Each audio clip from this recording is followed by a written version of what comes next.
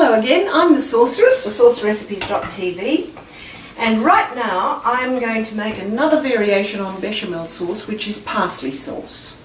Now this is a very interesting sauce because it's made with partly milk and partly stock, and you can choose what kind of stock you want to use. So I'm starting off in the usual way, making a roux. This is the process where you put fat, in this case butter, into the pan. You add flour. I've used about a tablespoon of butter and a tablespoon of flour here. And the fat allows the flour to cook in contact with the heat. Once the flour is cooked, it's able to absorb liquid. And I have just a little bit of milk here. I just used the end bit of milk that I had. In fact, you can change the proportions of milk to stock in the liquid as much as you want, but I'm just adding cold milk here and letting that cook in. It's important with making a roux to add your liquid gradually so that you don't get lumps, and keep stirring it up. Now I like to use this silicone spatula for stirring. Some people use wooden spoons, some people use whisks. It really does not matter.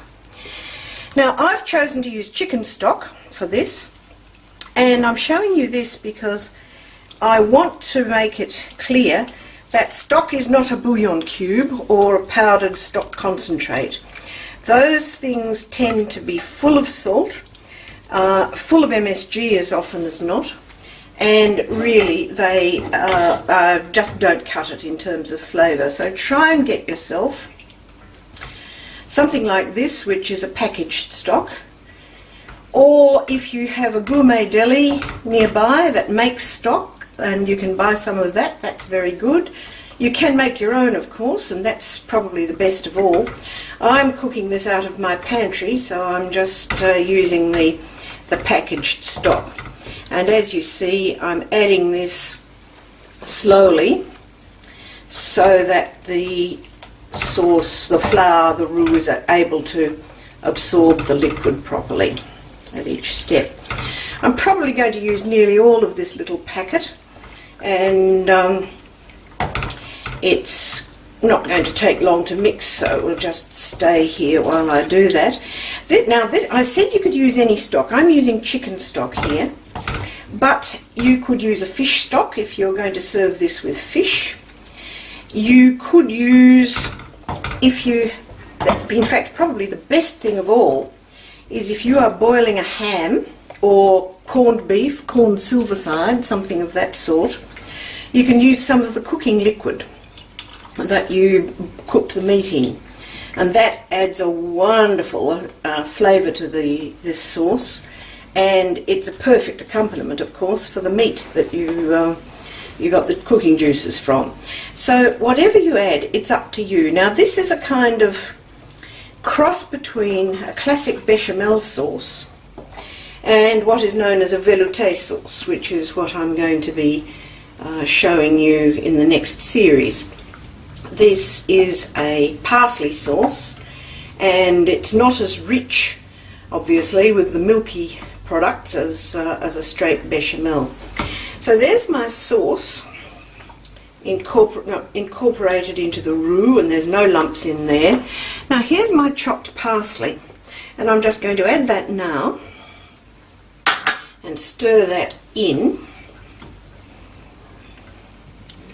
and I am going to simmer this sauce for about 15 minutes. One thing that anybody can do to make their sauces better is to let things cook. When you add an ingredient, mix it in and then let it simmer for 5 minutes, just to let everything mature and merge and amalgamate properly. I'm going to let this simmer for about 15 minutes, and I'll show you the result after that. Okay. Right then, well, the sauce has been cooking for a while, and as you see, it's become quite thick. I could thin it out a little bit more if I wanted to, but I'm happy with that texture. I'll just turn the heat off underneath it though. And now it needs a little bit of a seasoning. As usual, salt, pepper, and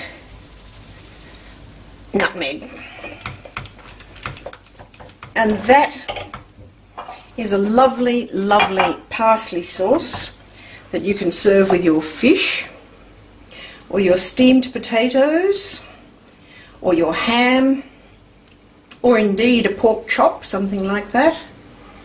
It's probably best with fish, I think. That's probably the classic English way of using this sauce, but it would go with both a white fish and with a salmon or an ocean trout or something of that sort.